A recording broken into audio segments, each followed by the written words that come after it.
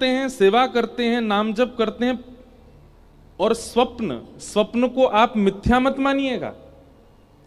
स्वप्न एक ऐसी स्थिति है जिस स्थिति में आप सो जाते हैं और सोने के बाद एक प्रकार से मृतक हो जाते हैं, और मृतक होने के बाद वहां ना गाड़ी है, ना साधन है, ना घर है, ना व्यापार है, ना धन है, सब कुछ आप ही बन जाते हो। आप ही धन बन जाते हो, आप ही गाड़ी बन जाते हो, आप ही सवेरा बन जाते हो, आप ही रात बन जाते हो, आप ही वृक्ष बन जाते हो।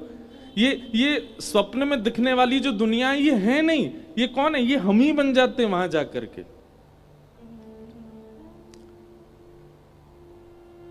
हमारे साधुओं ने, संतों ने, ऋषियों ने इस बात को प्रमाणित किया कि व्यक्ति के हृदय की वास्तविक स्थिति उसके स्वप्न में दिखाई देती है। अनंत कथाएं सुनने के बाद भी, नाम जप करने के बाद भी, वृंदावन गमन करने के बाद भी, माला फेरने के बाद भी स्वप्न में आपको वो दिख रहा है जो नहीं दिखना चाहिए। वह दिख रहा है जिससे आप भयभीत हो रहे हो। या सीधी बात, ना भय की कोई वस्तु दिख रही है, ना ऐसी कोई वस्तु जो नहीं दिखनी, बस संसार दिख रहा है, तो भी आप अपने हृदय का आकलन लगा सकते हो कि यहां है मेरी स्थिति। कई ऐसे साधक हुए, वे रात्रि में स्वप्न जो देखते थे ना, उसको अंकित करते थे, कहीं ना कहीं उसको लिखते थे, जो भी उनको स्मृति में याद आया। क्योंकि स्वप्न का एक स्वरूप होता है कि सुबह उठने के एक क्षण बाद ही आप विस्मृत होने लग जाएगा, भूलने लग जाओगे आप। 2-4 घंटे बाद जो आप बता रहे हैं वो कई बार आप मनोभाव से बनाते हैं। स्वप्न वास्तविक याद सबको नहीं रहता, पर कहीं ना कहीं हमको अपनी स्थिति पता चल जाती है कि किस तरीके का स्वप्न हम देख रहे हैं। वो हमारी आंतरिक मन की स्थिति दिखाता है।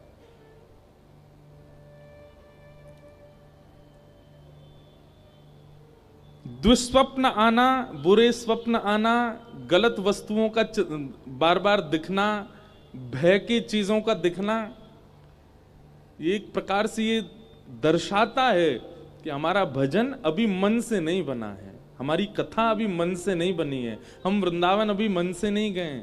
हमने अपने ऋषियों को, गुरुओं को, साधुओं को, महापुरुषों को मन से प्रणाम नहीं किया है।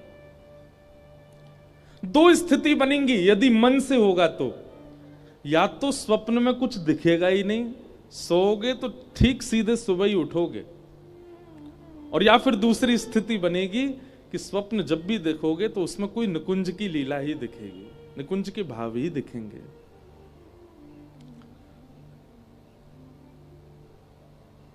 कभी वृंदावन परिक्रमा दिख जाएगी, कभी कोई साधु दिख जाएंगे, कभी कोई भाव दिख जाएगा, कभी महादेव, और ये तो विशेष रूप से होगा कि श्री किशोरी जी की, ठाकुर जी की सेवा करने वाले इनको महादेव जरूर दिखेंगे स्वप्न में, और महादेव की आराधना करने वाले इनको युगल सरकार जरूर अनुभव कराएंगे।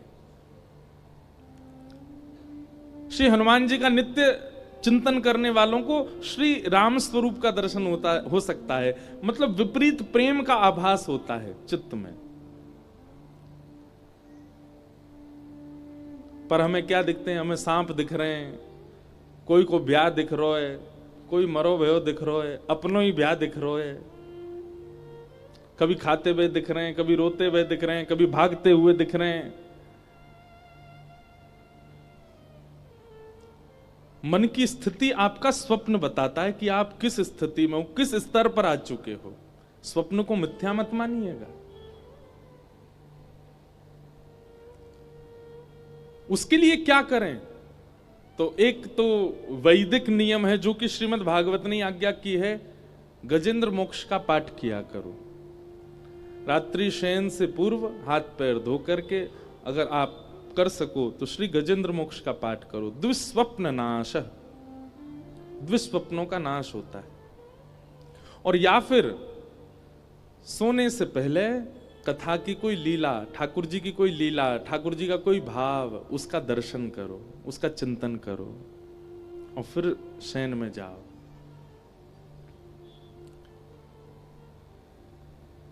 स्वप्न में दिखी, ये सूरदास जी वाणी लिखते हैं कुम्मन दास जी ठाकुर जी की लीला लिखते हैं, इनको कहां अनुभव होती है ये? या तो स्वप्न में या फिर मानसी में। तो स्वप्न सामान्य नहीं है, स्वप्न स्थिति है आपके भजन की, आपकी मन की, आपकी बुद्धि की। आपके विकार कितने नष्ट हो रहे हैं ये आपका स्वप्न बताएगा।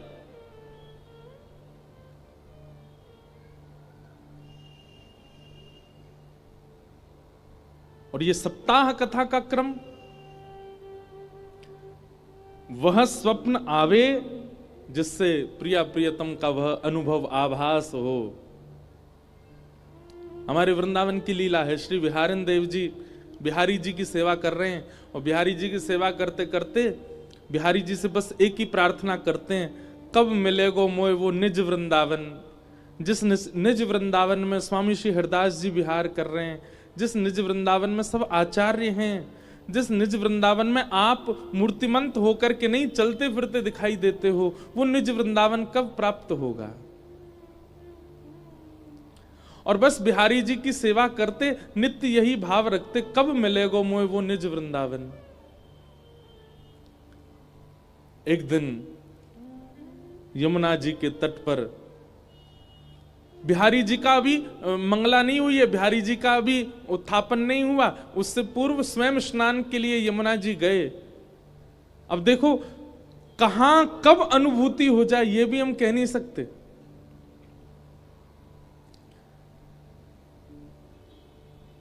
बिहारिन देव जी जैसे स्नान के लिए गए, और यमुना स्नान के बाद जब नीम की दातुन कर रहे थे, और दातुन करते करते करते नेत्र बंद हो गए, और नेत्र बंद होते श्री बिहारिन देव जी निज वृंदावन में प्रवेश कर। अब बताओ कैसी अवस्था, अभी स्नान भी नहीं किया है, केवल मुख मांझ रहे हैं अपना, और उस अवस्था में श्री ठाकुर जी उनको निज वृंदावन में ले गए। निज वृंदावन में क्या देखा? श्री यमुना जी का जल सामान्य नहीं था, है तो सामान्य, पर जब आचमन लेने के लिए उसमें अंजलि में भरते हैं तो ऐसा लगता है मानो केसर युक्त जल बह रहा हो।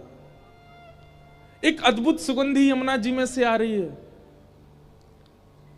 अभी के वृंदावन में हमें यमुना जी के तट पर बालू दिखती है, पर बिहारिन देव जी कह रहे हैं कि निज वृंदावन की यमुना जी की बालू तो मणियों की है, रत्नों की है, हीरों की है, मोतियों की है, अद्भुत चमक है। निज वृंदावन में भक्तों के यूथ झुंड के झुंड एक साथ भ्रमण कर रहे हैं। कहीं से बुलावा आता है, अरे ठाकुर जी वहां विहार कर रहे हैं, सबरे चलो, सब दौड़ करके जा रहे हैं और वहां जाकर के ठाकुर जी को दर्शन कर रहे हैं। तभी कहीं से टेर सुनाई दे, अरे जल्दी केसी घाट आ जाओ, केसी घाट पर श्री लाल जी विराज रहे हैं, सब वहां की ओर दौड़ने लगते हैं। ऐसा निज वृंदावन, उस निज वृंदावन में वे सब आचार्य हैं जिनकी हम चर्चा सुनते हैं।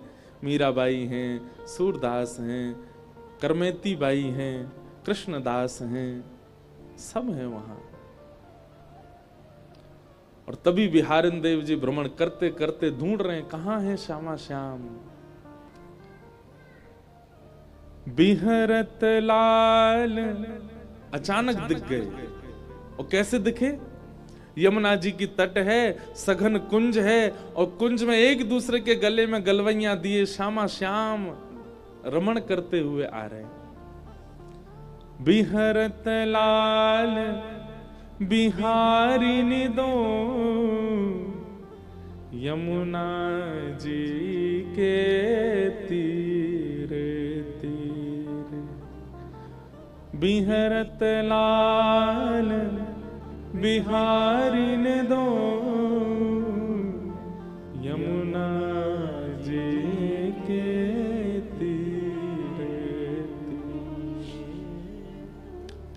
इतना अद्भुत दर्शन होता है श्री बिहारिन देव जी को।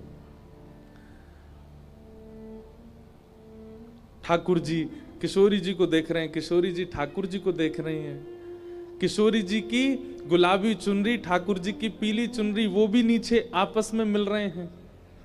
ठाकुर जी के नेत्र किशोरी जी के नेत्रन से मिल रहे हैं।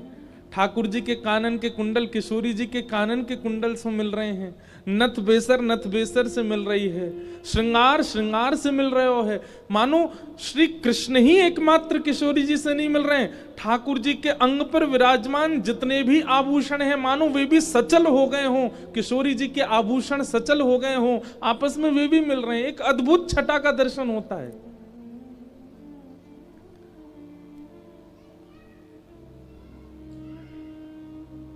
बिहारिन देव जी दर्शन कर रहे हैं और अवस्था क्या है, दातुन कर रहे हैं, और दातुन करते करते निज वृंदावन का दर्शन। तभी जोर की ध्वनि आई, श्री हरदास, अरे श्री हरदास। तभी बिहारिन देव जी के नेत्र खुले और नेत्र खोल करके देखा तो वहां तो वो वापस उसी वृंदावन में आ गए और वहां तो सब वैष्णव जन चारों ओर से घेर के खड़े हैं। और बिहारिन देव जी कह रहे हैं, का भयो भैया तुमने मुझको काय को ध्यान से उठाए दियो। बोले बिहारिन देव जी आप किस अवस्था में चले गए थे? तब बिहारिन देव जी बताने लगे, मैं इस अवस्था में चला गया, पर आप लोग इतने चिंतित क्यों हैं? तो किसी ने कहा, बोले आपको 3 दिन हो गए यहीं बैठे बैठे और 3 दिन से दांत माज रहे हो, मसूड़ों से रक्त निकल रहा है आपके, और इतना ही नहीं 3 दिन से बिहारी जी शयन अवस्था में ही हैं। आप यहां बैठे हैं, सेवा ही नहीं हुई वहां ठाकुर जी की।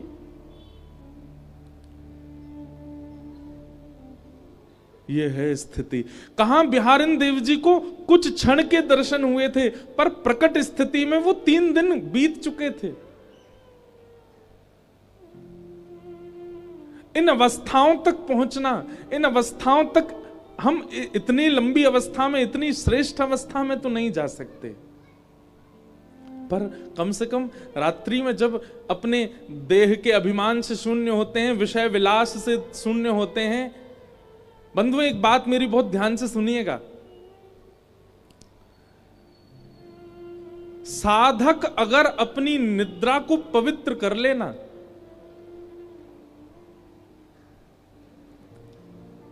जब आवश्यक है तब अपने गृहस्थाश्रम के भाव का निर्वहन करे, परंतु अन्य भावों में यदि वो अपनी निद्रा को, अपने रात्रि शयन को यदि पवित्र कर ले, शुद्ध कर ले, जैसे दिन भर वो पवित्र अवस्था में रहता है वैसी पवित्र अवस्था में रात्रि शयन में अगर जाए ना, तो निश्चित है, हम व्यासपीठ से दावा देकर के कह रहे हैं कि रात्रि के स्वप्न में उसे प्रिया प्रियतम का निश्चित आभास हो जाएगा, बस वो शुद्ध अवस्था में निद्रा में जाए। और कम से कम हमारे युवा भाई बहन जो अभी ब्रह्मचर्य में ही हैं, कम से कम वो ही इस बात का प्रयास करें। वह चिंतन, वह छवि, हम कई बार बताएं आपको, हम कोई अपनी प्रशंसा के भाव से नहीं करें, कई भाव व्यास मंच से वो निकल आते हैं जो कहीं पढ़े भी नहीं गए हैं। कई बार ऐसा होता है कि कोई पद देखा, कोई लीला देखी, पर वह लीला जितनी लिखी हुई थी उससे अधिक दिखने लग जाती है, अधिक समझ में आने लगती है, अधिक उसका वर्णन आने लगता है। और ये कब संभव होता है? जब कहीं ना कहीं हमारा मानसिक भाव शुद्ध हो, हमारे मन शुद्ध हो, और मन की शुद्धता का एकमात्र उपाय है श्रीमद् भागवत की कथा। यहां ज्ञान के जो कड़वे नीम खिलाए जाते हैं ना, वो कड़वे नीम औषधि हैं ताकि रसगुल्ला खा सको, ताकि गुलाब जामुन खा सको, ताकि गाजर का हलवा खा सको। खूब नीम खाई होगी तो फिर बाद में कुछ भी मिठास खाओगे तो शुगर लेवल बढ़ने में थोड़ी आसानी कम रहेगी, जल्दी नहीं बढ़ेगा। ठीक वैसे ही ब्रज की लीला, ठाकुर जी की अंतरंग लीला, बाल लीला, ये सब तो मिठास है। सीधे उसके आश्रम में चले जाओगे तो कहीं ना कहीं रोगी बनने की संभावना ज्यादा है। रोगी बनने की संभावना मतलब कहीं ना कहीं वहां दोष दिख जाएगा आपको। लेकिन श्रीमद् भागवत के अनन्य ज्ञान, जहां पर कई भक्तों के चरित्र, कई भाव सुनाए जा रहे हैं, इनका नीम यदि पहले ले लिया होगा तो उस लीला को समझने में और सहजता आ जाएगी। इसलिए भागवत में सीधे लीलाएं नहीं सुनाई जाती, पहले कई भक्तों के चरित्र और कई ज्ञान के प्रसंग सुनाए जाते हैं। तो ऐसी भागवत की कथा हमारे जीवन में आई है, हम उनके आश्रय में रह करके आइए उस स्थिति में पहुंचे कि कभी स्वप्न में ही सही ठाकुर जी का वह साक्षात्कार हो। कल हम लोगों ने महात्म्य सुना, आज से प्रथम स्कंद में प्रवेश करते हैं। श्रीमद् भागवत का प्रथम श्लोक। जन्माद्यस्य यतोऽन्वयादितरतः चार्थेष्वभिज्ञस्वराट् तेने ब्रह्महृदाय आदिकवये मुह्यन्ति यत्सूरयः तेजो वारिमृदां यथा विनिमयो यत्र तृषगो मृषा धाम्ना स्वेन सदा निरस्तकुहकं सत्यं परं धीमहि धाम्ना स्वेन सदा निरस्तकुहकं सत्यं परम धीमहि। भागवत जी का पहला श्लोक है। जन्माद्यस्य यतोऽन्वयादितरतः। ठाकुर जी कौन है? थोड़ी गूंज कम करो भाई, बहुत गूंज रही है। ठाकुर जी कौन है? जो जन्म आदि से परे हैं, संसार के किसी भी विकार विलास विषय में जिनकी कोई आसक्ति नहीं, आवश्यकता भी नहीं। श्रीमद् भागवत का प्रथम श्लोक जो है ना, इसका ज्ञान परक अर्थ भी है और भाव परक अर्थ भी है, बहुत सारे अर्थ हैं, लेकिन एक बहुत सुंदर अर्थ है, संपूर्ण कृष्ण लीला है पहले ही श्लोक में। जन्माद्यस्य यतोऽन्वयाद् इतरतः। जो ठाकुर जी अपनी मैया के यहां जन्म लेते ही अन्य मैया के पास चले गए, मतलब देवकी के यहां जन्म लेते ही अन्वयाद् इतरतः यशोदा जी के पास चले गए। हमारे पूज्य नाना जी पंडित श्री कृष्णलाल शास्त्री जी, वो इतने सारे भाव कहते थे कि ठाकुर जी गोकुल क्यों गए, ब्रज में क्यों गए, यशोदा के यहां क्यों आए हैं, उसके पीछे कारण कई हैं। पर एक कारण हमारे पूज्य नाना जी बहुत सुंदर बताते थे। वो लाला एक बार कहा भयो, ब्राह्मणन की बात को सत्य करवे के काजे ठाकुर जी गोकुल गए। मैंने की कैसे नाना जी? तो नाना जी हमारे एक प्रसंग सुनाए कि नंद बाबा यशोदा मैया के कोई लाला नाय हतो। तो नंद बाबा ने अपने कुल पुरोहित सांडिल मुनि से कही कि आप हमारे घर एक अनुष्ठान कर दो, जैसे हमारे घर एक लाला है जाए। और हमें लाला की कामना या हमारे नहीं है कि हमारा वंशवर्धन होएगो, हमारो अंतिम संस्कार करेगो, खूब धन कमावेगो, हमारो घर आगे बढ़ावेगो। इन सब कारण से हमें लाला नहीं चाहिए। सांडिल मुनि किस भाव से चाहिए? बोले संतन की सेवा करवे वारो, गैयान की रक्षा करवे वारो, ब्रजवासीन को लाड़ लड़ावे वारो, इन सबन को सेवक एक चाहिए हमको, ऐसी कृपा करो। भाई कल ठीक था तुम्हारा, आज क्या किया है? बहुत गूंज रही है आवाज, हमें ही दो दो आवाज सुनाई दे रही है हमारी। कोई नहीं, आप कथा सुनो।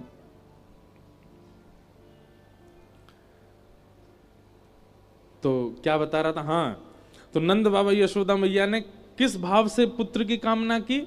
गौ सेवा, संत सेवा, ब्रजवासीन की सेवा, इन सबन की सेवा भावना वारो हमें एक लाला चाहिए। और यही भाव से हमारे यहां आप एक अनुष्ठान कर दो। सब लोग इधर देखो, ध्यान से सुनो। तो सांडिल्य मुनि ने एक तिथि निकाली, मुहूर्त निकाला। बोले ठीक है, एक बहुत बढ़िया मुहूर्त है, इसमें हम आएंगे और आपके अनुष्ठान करेंगे। सांडिल्य मुनि तो कहीं किसी कार्य में व्यस्त हो गए, कहीं कोई बड़ा अनुष्ठान था तो नहीं जा पाए। उन्होंने अपने भांजे को भेजा, बोले आप जाओ और नंद बाबा के यहां अनुष्ठान करके आओ। सांडिल्य मुनि के भांजे आए। हमारे ब्रज में आज भी नियम है कि कोई संत महापुरुष आए तो माताएं चाहे कितनी भी उम्र की हों, घूंघट करके सिर ढक के थोड़ा वैसे ही प्रणाम करें।